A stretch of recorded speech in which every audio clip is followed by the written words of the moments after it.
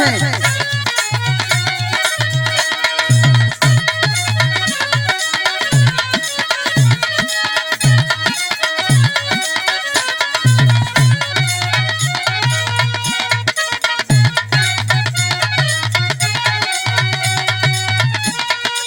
ए master, कौनो नचनिया नाचत नाचत थक गइल बा, कहले बा जे मालिक बोलोले बा, कहतिया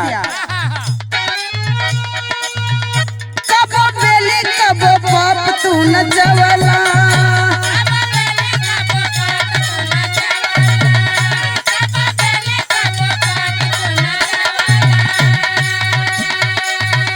सब साटा के पैसा सधवला,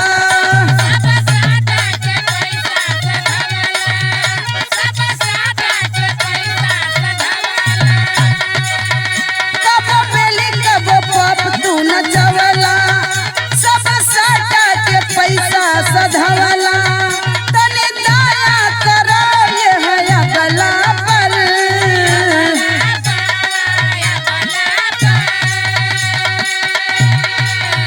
होई जाई बवाल तोर भगला पर, काहे बड़े खिसियात ये भगला पर, आवा ठुमका होया ठुमका, होया ठुमका लगाओ चल तबला पे, आवा ठुमका लगाओ चल बाजियो।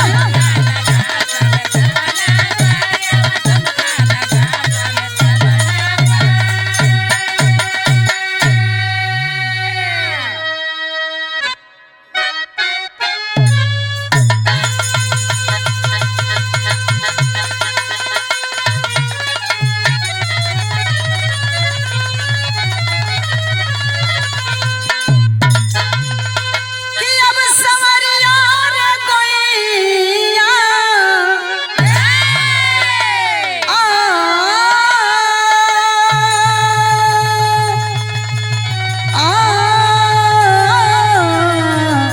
संवरिया भोले बाबा जोगिया हो राम।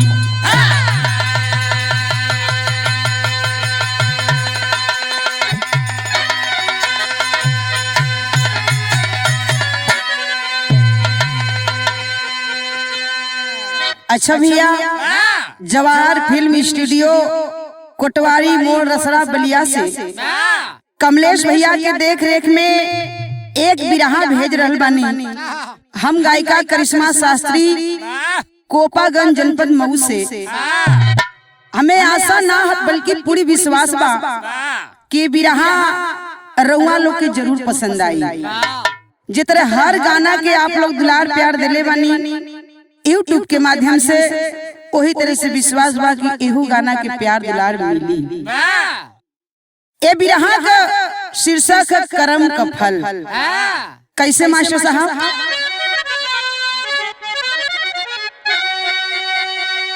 कर्म की लेखनी केवल दाता ही जाने, इंसान के बस में कुछ भी नहीं है, खुद फंस के माया में उलझा है इतना, जितना कि उसके बस का नहीं है। गम के सागर में फंस जाते माता पिता, नम हो करके जीवन में रहते नहीं। अरे घर घर समय की जब चलती है चक्की, भाग्य से ज्यादा किसी को ये मिलता नहीं है।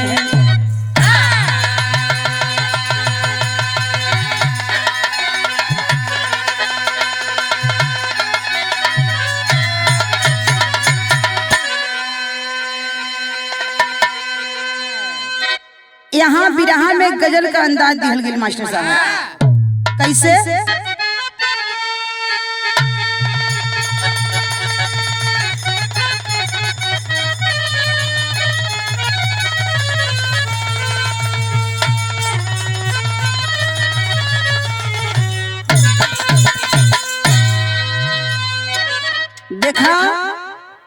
रविंदर यादव मस्ताना जी, देखो कौनो प्रेमी प्रेमिका दोनों बिछुड़ गए हो, आज जब बिछुड़ के आदमी मिलेला तो कैसन लगेला हो। तो जब बिछुड़ के दोनों प्रेमी प्रेमिका मिलल हन तो एक ठे बात कहलन, का कहलन?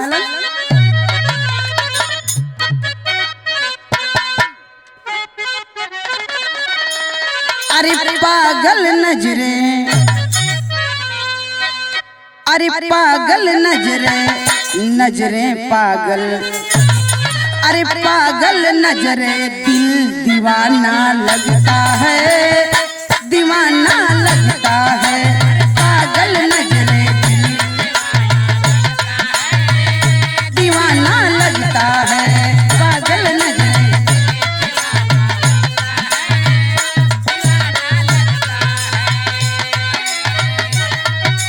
पागल नजरे दिल दीवाना लगता है,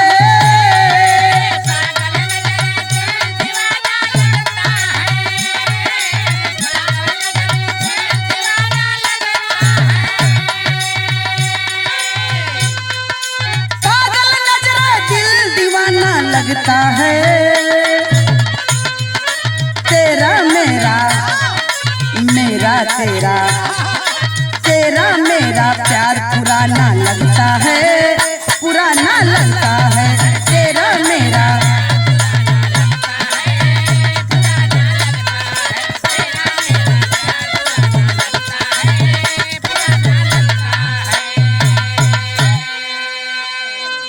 इहे बिरहा में गजल बा। कवि ने कितना सुंदर भाव दिया है। अरे करम धर्म पे, धर्म करम पे, अरे करम धर्म पे आज जमाना चलता है, जमाना चलता है, करम धर्म पे जमाना चलता है।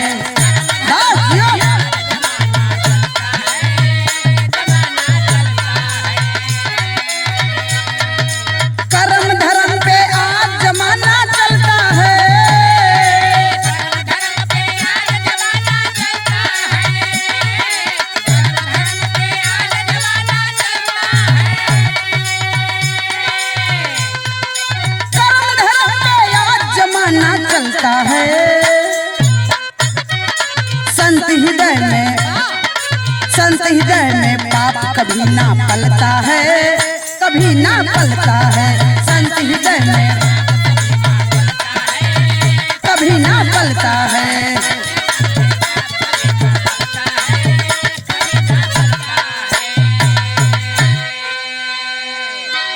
ए भैया, जेकरा कर्म में जवन लिख गईल है वो हो के रही। यहाँ कहानी का शुरुआत भइल शायर से लिखल मास्टर।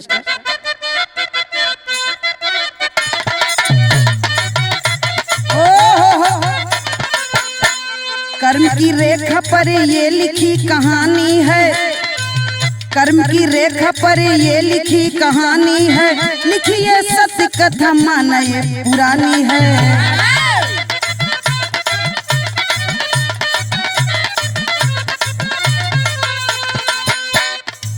रहे एक विप्र जो ऋषियों का खानदान रहा, रहे एक विप्र जो ऋषियों का खानदान रहा, सूर्य वंश के थे नाम सत्यवान रहा।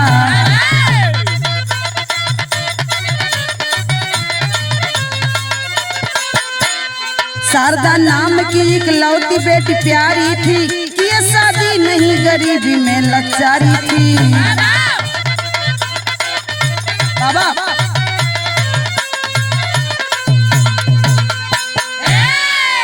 तनिषा बात के समझ ले भैया, कहानी कैसन बा। एक थे पंडित जी रहलन, जेकर नाम सत्यवान बतावल गई। ए भैया, जैसे ही जात का पंडित रहलन वैसे ही कर्म का भी पंडित रहलन, और वैसे ही नाम भी पड़ल रहल सत्यवान। सत्यवान के दुल्हन के नाम बतावल गई शांति। दोनों पति पत्नी बड़ा बढ़िया से जिंदगी यापन करत हवन। एक पन बीत गई, दू पन बीत गई, तीसरका पन चढ़ल बा। गोदी में एक ठे बिटिया पैदा भइली। भगवान एक ठे बिटिया देहलन, जौने बिटिया का नाम मिलल प्यार से शारदा रखले रहलन। शारदा बिटिया के पालन पोषण करत हवन। धीरे धीरे बिटिया सियान होथिन। आ सियान भइली ए भैया, पंडित जी बड़ा गरीबी में जिंदगी बितावत हवन। सोचत तरन बिटिया के शादी कैसे हुई। ऐसा सुनने को मिलता है बाबू की इंसान जिंदगी में अगर 100 पाप किया है, अगर एक ठेका निदान दे दे तो सुने के मिला कि 100 पाप कट जला। देखे पंडिताइन कहली का यहाँ तर्ज लगल मास्टर, क्या बात है। कौनो दुल्हन सुहाग रात की बेला में अपने पति से कहलिन, हम तोहरा से ना बोलब। का कहली, ऐसे ना हम भूख उठाई, ऐसे ना हम भूख उठाई, होने हटिए रह जाती, होने हटिए रह जाती।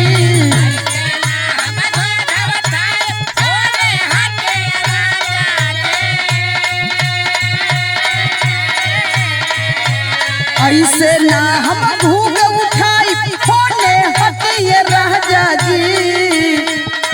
झुमका लेबे झुलनिया लेबे पजनियो लेबे राजा जी, झुमका लेबे झुलनिया,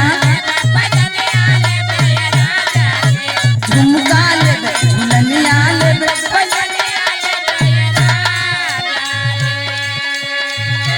पंडिताइन अपने पंडित जी से एक दिन बात कहली। का कहली, एक दिन बोली पंडिताई, एक दिन बोली पंडिताई, सुनाए हमारे सैया जी।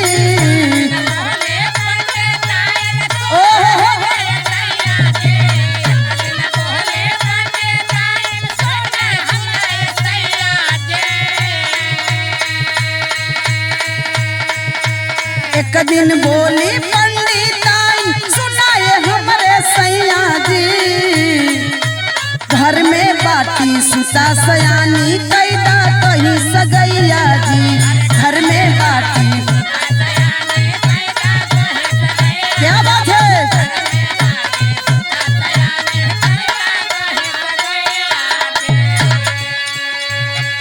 होई त सुबह संग ले के कुमारिया,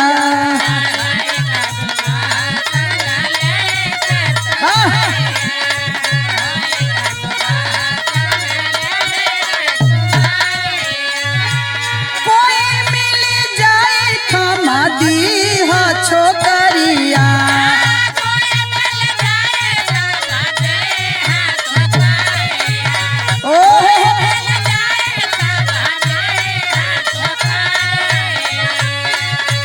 कहिया जीवन साथ निभैया, कहिया जीवन साथ निभैया, सुनाए हमारे सैया जी।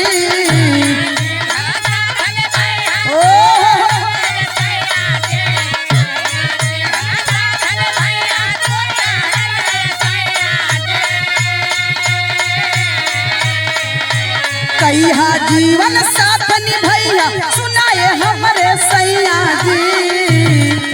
घर में बाटी सुता सयानी, कैदा कहीं सगैया जी। घर में बाटी,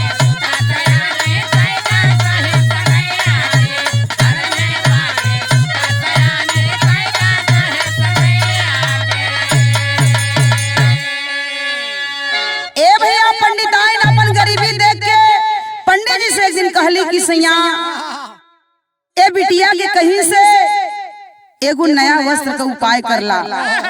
आए बिटिया के आप बतैया मत, आप कैसो मांग चोन के लिए आवेला तो हमनी के जिंदगी काटल जाला। आई बिटिया सियान हमनी के हो गई बा, आ कहीं न कर हाथ धरा देता तो हमन के ई समझला सर पर का भार उतर जाता। नया कपड़ा का व्यवस्था कला, बिटिया के कहिया कि पहना के बेटी पहिला, चला तो के ननिउरा घुमा लिया। तैयारी कर लेलन पंडित जी, व्यवस्था कर लिए। नया वस्त्र का बिटिया के पहना दलन कलन के बिटिया ला पहिला आ चला चौके ननिउरा घुमा लिया। ए भैया ओ बिटिया शारदा के लेके पंडित जी चल देहलन आ चलन त यहाँ गीत लगल मास्टर।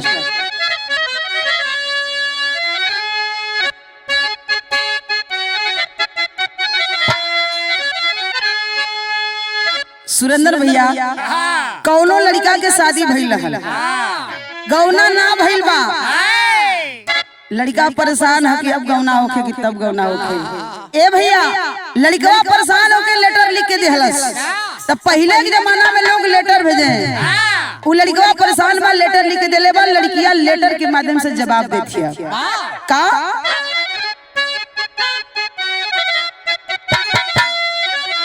यह बात कहत बा, अरे गमने के बात राजा, अरे गमने के बात राजा दिल से भूला जा, रजऊ बाहर से बाहर आजा भेंट हो जाई।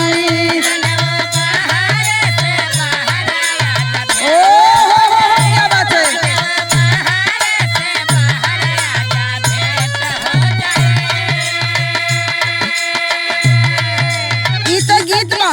हाथ पकड़ के बिटिया के शारदा के लेके पंडित जी चल देहलन। कैसे रहिया चले विप्रा, रहिया चले विप्रा, पड़ली नजरिया एक डरिया पे बनरा दिखाई ले भैया।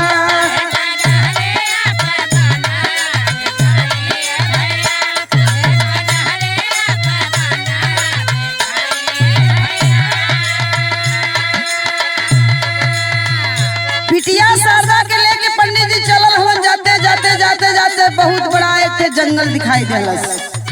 जंगलवा में प्रवेश कैले से पहले एक आम का पेड़ रहल। ओ आम के पेड़ पर एक बंदर दिखाई देलस, काला कलूटा बंदर।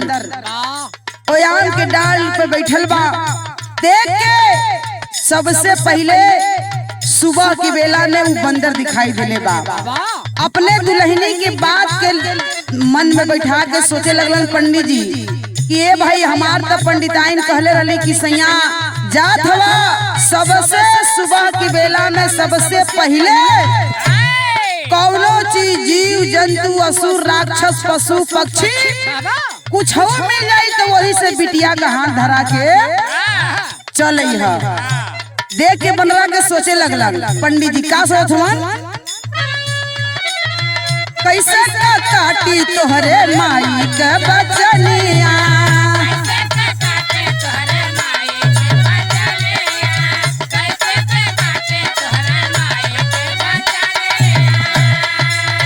उन्हीं के साथ में भी कई है जिंदगानिया।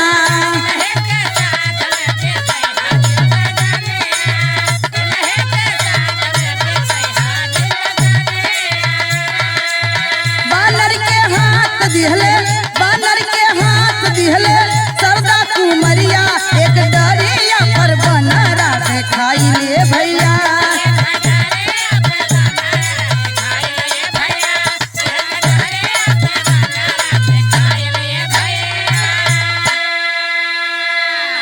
पंडिताइन के पूरा बात सुन के दिल में सोचत कहलन कि हमार मलकिन कहली कुछ हो सुबेरे लौटे वही से हाथ बिटिया के धरा दिया। ए भैया बंदर के देखत हवन बिटिया के तरफ संकेत करत हवन कि बिटिया ई जोन आम के डाल पे बंदर बैठल बा ना, ई समझ ल इहे तुहार जीवन साथी हवन, इहे तुहार सब कुछ बनन। अब हम जात हई इन्हीं के सब कुछ मान के अपन जिंदगी बिताई है।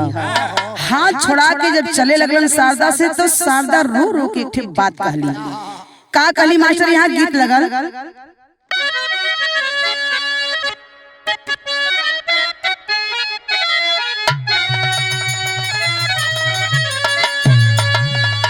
कौनो प्रेमिका और प्रेमी के बीच के बात है। जब आदमी प्यार करेला आज जब प्यार करे वाला बिछुड़ेलन तो ओस में भैया करेजा के आवाज है। कौनो प्रेमिका प्रेमी से कहले हैं, का कहले बा कि हम तुमसे जुदा होके, अरे हम तुमसे जुदा होके मर जाएंगे रो रो के, हम तुमसे जुदा होके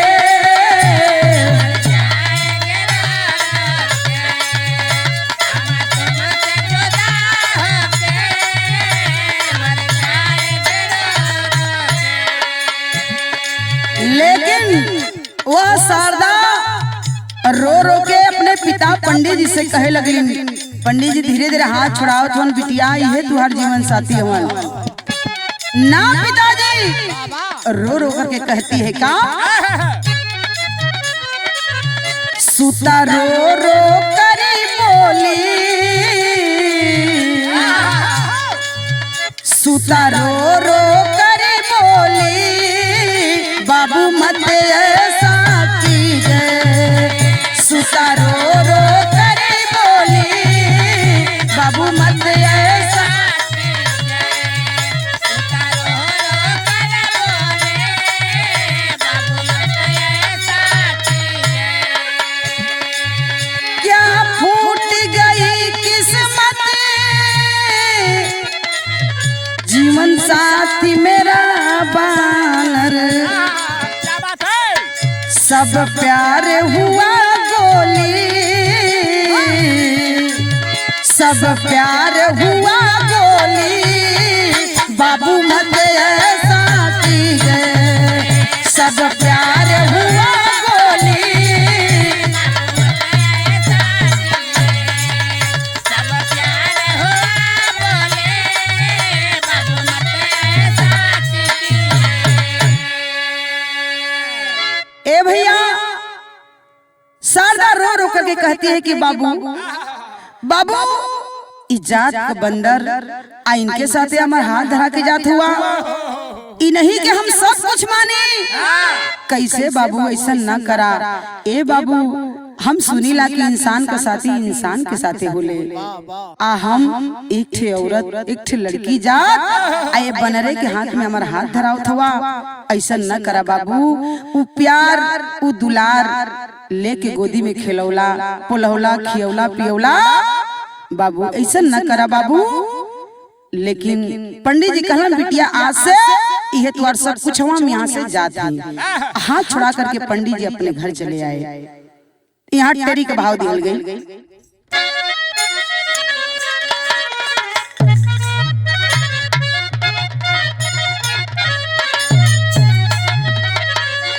अरे दुहाई दुहाई देत बेटी रह गई, कलेजा थाम विप्र बंदर को हाथ धराई अर्धराई कलेजा थाम विप्र बंदर को हाथ धराई, दुहाई देत बेटी रह गई। इधर धीरे धीरे शारदा वो बंदर की तरफ ताकत बा, शारदा के तरफ बंदर देखत बा। धीरे धीरे सुबह से शाम होखे लगल, सुबह से शाम हो गया। दिन भर दोनों गोड़ा अपने में ताकत हवन। जब शाम भइल बंदर वो डाल के नीचे से धीरे धीरे उतरता है। आज धीरे धीरे उतरा, शारदा का हाथ पकड़ के बाबू कैले का बा, यहाँ तर्ज बदल गए मास्टर।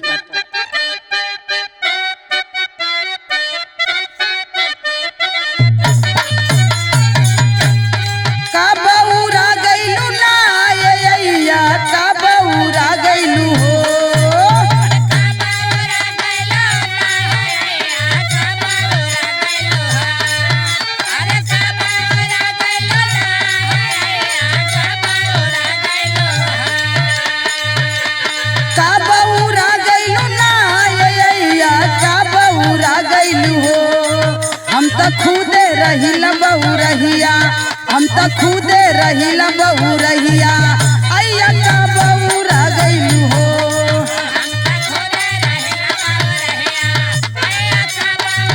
क्या बात है?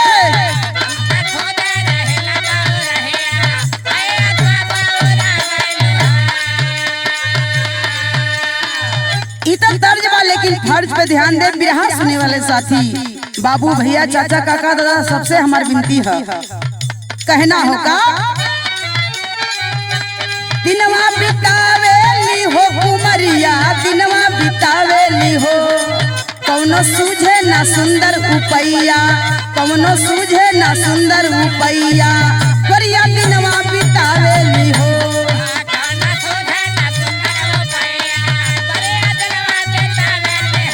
क्या बात है।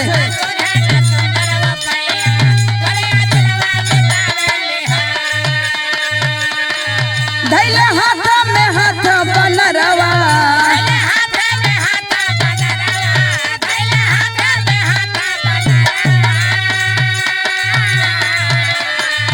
अइले गुफा किनरवाना, अइले गुफा किनरवाना, कैले खेके ऊपर नेवरिया, कैले खेके ऊपर नेवरिया, गोरिया दिनवा बितावेली हो।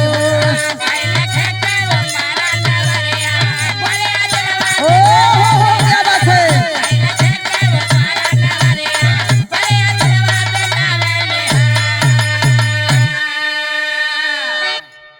हाथ पकड़ लिया शारदा का बंदर, पकड़ करके बाबू धीरे धीरे आगे आगे चलना शुरू किया।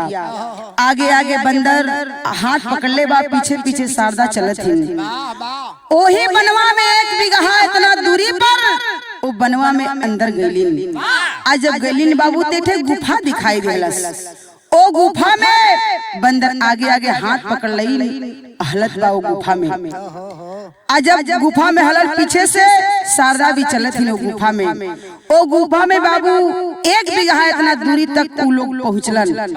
आज जब गईलन तो सिर्फ कहे के गुफा रहल, देखे के गुफा रहल बाहर से। एक बिगहा इतना अंदर वो गुफा में प्रवेश कैलन तो देखे के मिलत बा। का देखे के मिलल, यहाँ तर्ज बदल गई मास्टर।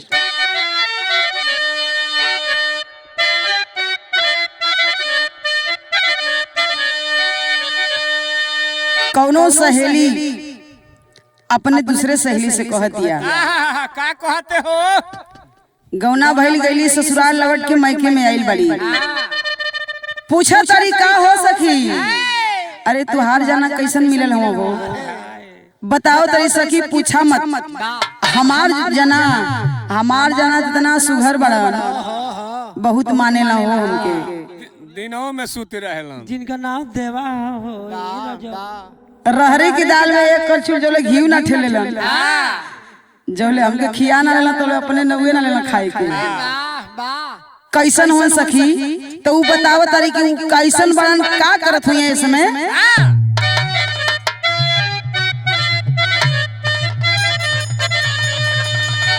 कहीं हुई है सड़क पर, अरे कहीं हुई है सड़क पर, लखता हुई है, कहीं हुई है सड़क पर।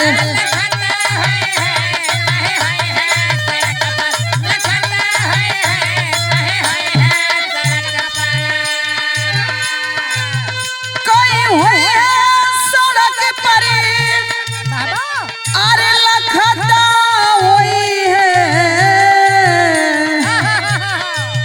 गले बांध के रुमलिया, गले बांध के रुमलिया, हंसत हुई है, गले बांध के रुमलिया, हंसत हुई है।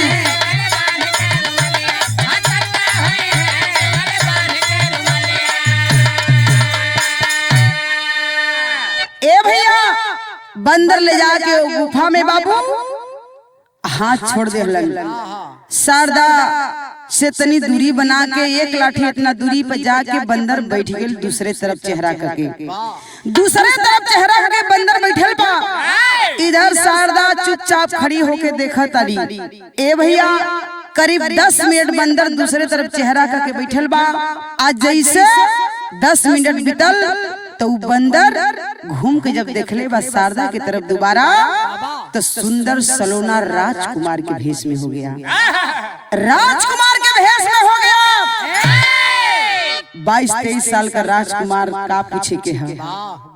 शारदा देखथिन, दौड़ के जाके पैर पकड़ लेन, पैर छुअथिन राजकुमार हाथ पकड़ के शारदा के उठावत हवन, लेके बाबू हाथ पकड़ के पूरा अपन हवेली दिखावत हवन, घुमा के कहीं नौकर कहीं चाकर कहीं हाथी कहीं घोड़ा हीरा जवाहरात मैं अपन व्यवस्था राजा साहब दिखावत हवन। देखलन शारदा कहलिन कि स्वामी सब कुछ अपन व्यवस्था दिखा देहनी, नौकर चाकर हाथी घोड़ा हीरा जवाहरात मैं धन दौलत, लेकिन एक ठे हमार सवाल बा जो हऊ 4 ठे कोठरी बा। का कहली मास्टर? भाव लगल, अरे देखाई स्वामी जी हो, अरे देखाई स्वामी जी महल अंदर कोठरिया, अरे महल अंदर कोठरिया देखाई स्वामी जी महल अंदर कोठरिया।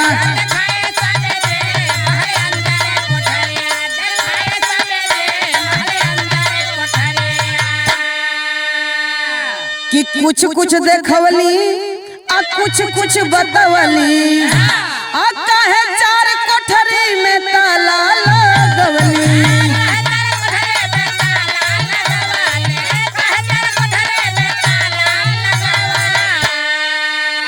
कि बंद कोठरी के भेदवा, अरे बंद कोठरी के भेदवा, अरे बताई स्वामी जी महल अंदर कोठरिया देखाई स्वामी जी महल अंदर कोठरिया।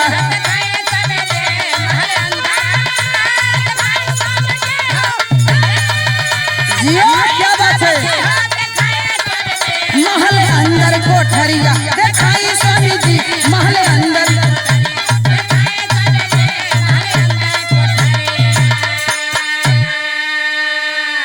स्वामी सब व्यवस्था अपन दिखा दे, हमें एक ठे शंका होत। का शंका होत बा? शारदा बताओ तड़ी कि जो है 4 गो कोठरी में ताला लगल है, एक कोठरी के ताला खोल के हमरा के दिखाई कोठरी में बा का। बतलाते हैं शारदा। राजा साहब कहलन कि प्यारी इहे चाहता रू। राजा साहब ले आके शारदा के दिखावत रन, कैसे? पहपट में मास्टर साहब,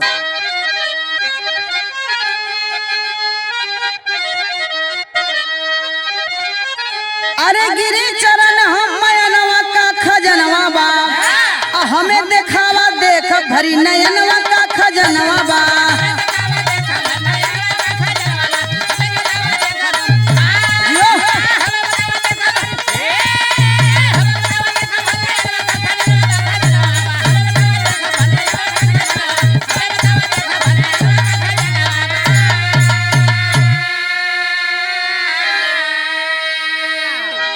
पहला कोठरी में जवन ताला लाक बा, ताला खोलन राजा साहब शारदा रानी के दिखावत हवन।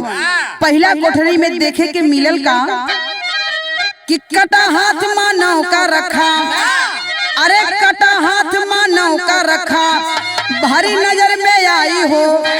आज दूसरी कोठरी कटे पैर से भरली रही दिखाई हो। तीसरी कोठरी मानव के नयनवा का खजनवा बा, आज चौथी कोठरी लड़की खात मानुष तनवा का खजनवा बा।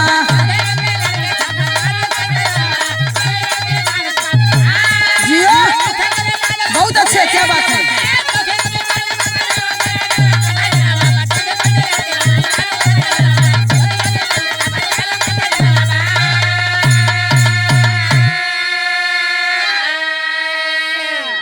आज देखे राजा साहब पहली कोठरी में देखौलन तो देखे के मिलल कि आदमी के हाथ से वो कोठरी भरल रहल। दूसरी कोठरी खोलन ताला देखे के मिलल कि आदमी के खाली वो पैर में जंघिया के से वो मतलब पैर भरल रहल, पूरा घर पैर से भरल बा। तीसरी कोठरी देखौलन कि आदमी के आँख से वो कोठरी भरल बा। चौथी कोठरी देखौलन कि चौथी कोठरी में इहे चीज देखे के मिलल कि एक ठे लाश बा आ 2 ठे जवान लड़की ओ लसिया का मनसवा नोच नोच खात रहली। चारों कोठरी में राजा साहब देखौलन एक में हाथ, एक में पैर, एक में आँख, एक में उल्लास। दोनों लड़की मांस नोच नोच खातिन। रानी शारदा राजा साहब से कहनी कि स्वामी ई सब तो ठीक बा, ई भरल बा चारों कोठरी चार चीज से, लेकिन एक बात हमके बता दे कि एकर कोनो कारण तो होई ना, कोनो बात है, कोनो मतलब तो होई ना, ई काहे चारों कोठरी में ऐसन इंसान का हाथ पर को रखल बा। राजा साहब कारण बतलावत हवन। पहली कोठरी का कि काहे ई मानव के हाथ से ई कोठरी भरल बा, एमा कारण बा। का बतलावत हवन मास्टर? आल्हा में प्रमाण दिहल गई।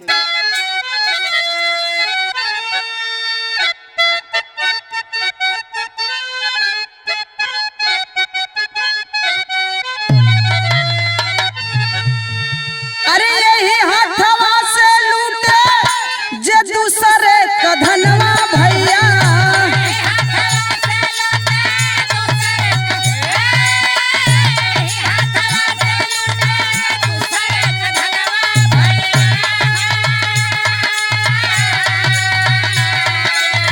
गटई दबाई देले जनवा से मार,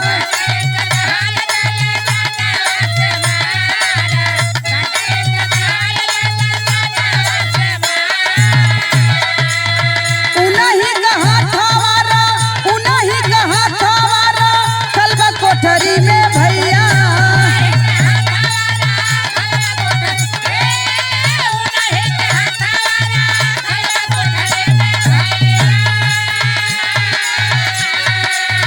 दूसरी कोठरी आके सुनाई जहां,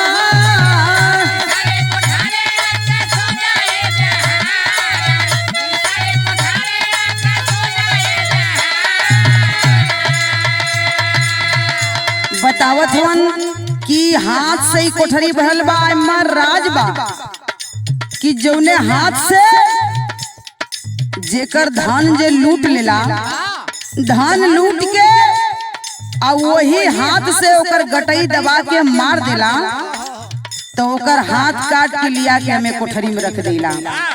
दूसरी कोठरी के विषय में राजा साहब बतावत हुआ।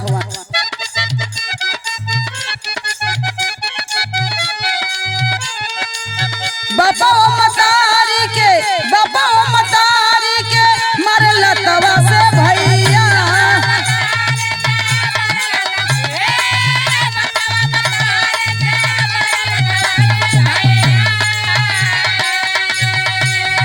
उनही का पैर बाटे कोठरी मझार,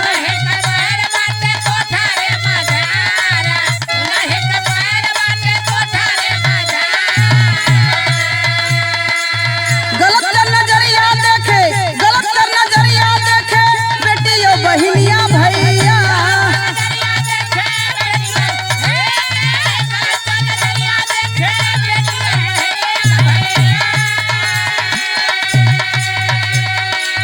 जबरी से पापी जो करेला बलात्कार,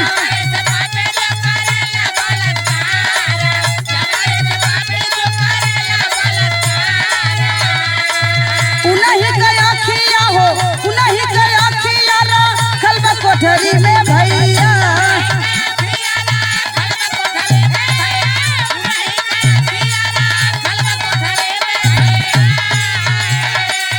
चौथी कोठरी आके सुनाई जहां,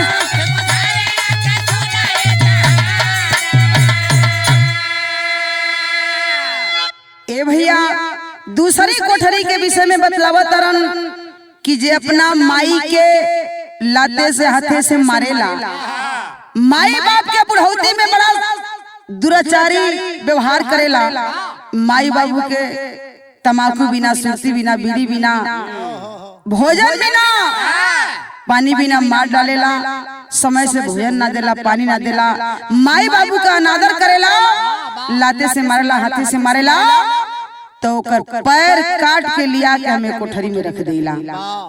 दूसरी कोठरी के बाद बतौलन। तीसरी कोठरी के बाद बताओ तो राजा साहब शारदा से कि प्यारी सुना, तीसरी कोठरी के बाद ई आंख भरल बा ना, आंख से कोठरी भरल बा, एकर कारण ई बा कि जे दूसरे की बहिन बेटी के गलत नजर से देखेला, गलत निगाह से देखेला और जबरदस्ती ओकरे साथे व्यवहार करेला, जबरदस्ती पेश आवेला, ओकर इज्जत लूट लेला, तो ओकर आंख निकाल के लिया के हमें कोठरी में रख देला। चौथी कोठरी के बतौलन कि जोन दूगो जवान लड़की बाड़ी मनसवा ए लसिया का नोच नोच खाती। कारण बा जे अपने बेटी का ना होला, धन के लालच में, लोभ के लालच में, पैसा के लालच में ले जाके अपने बिटिया के कोठा पे बेच देला। जब वो मर के आवेला यहाँ तो उहे लड़किया दोनों मर के जब आवेली तो हम लिया के ओके कोठरी में रख देला। उहे लड़किया जब आवेली मर के तो मनसवा नोच नोच खा ली। चारों प्रमाण राजा साहब शारदा के समक्ष रख दिए। शारदा कपार पीटे लगली कि अरे स्वामी, ई मामूली बात नहीं खे, आप धन्य हैं। शारदा कहलिन का मास्टर साहब आखिरी लाइन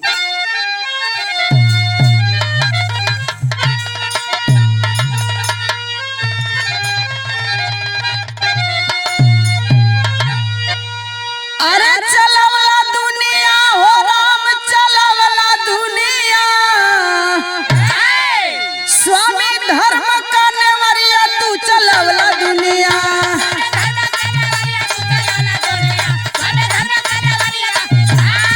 अरे जिया बहादुर,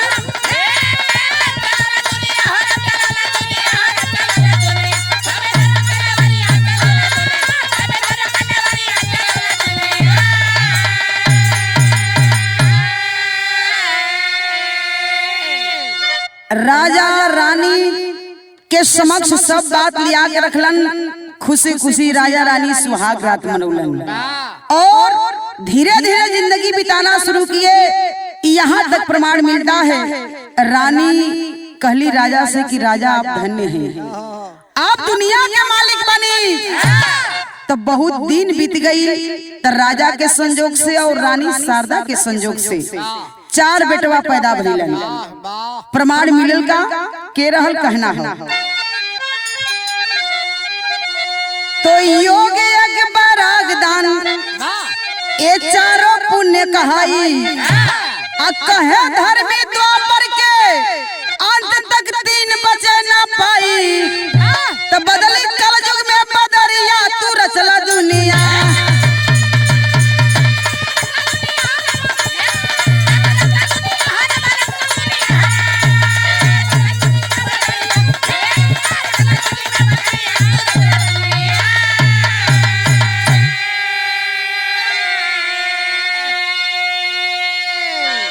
राजा रानी के संजोग से 4 बेटवा भइलन।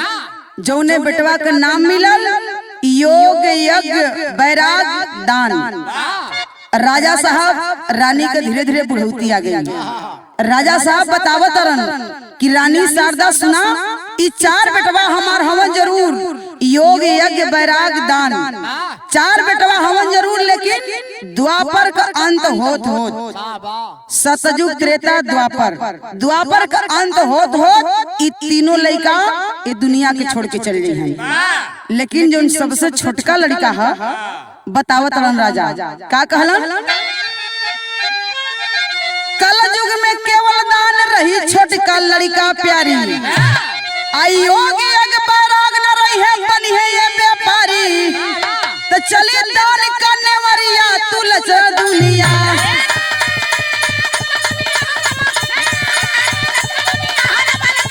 अरे जिया बहादुर,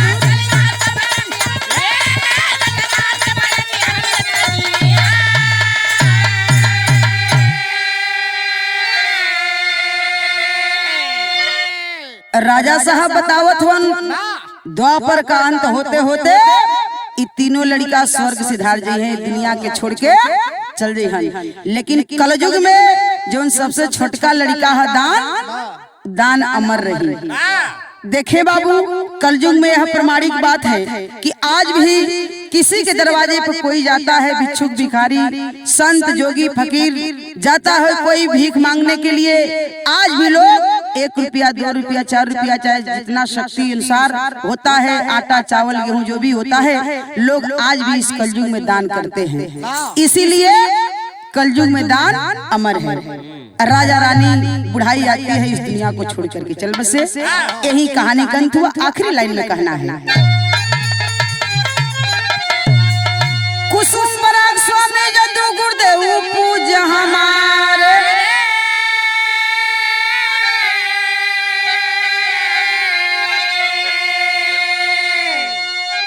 अरे बाला काशी संग में सुरेंद्र रंग पसारे।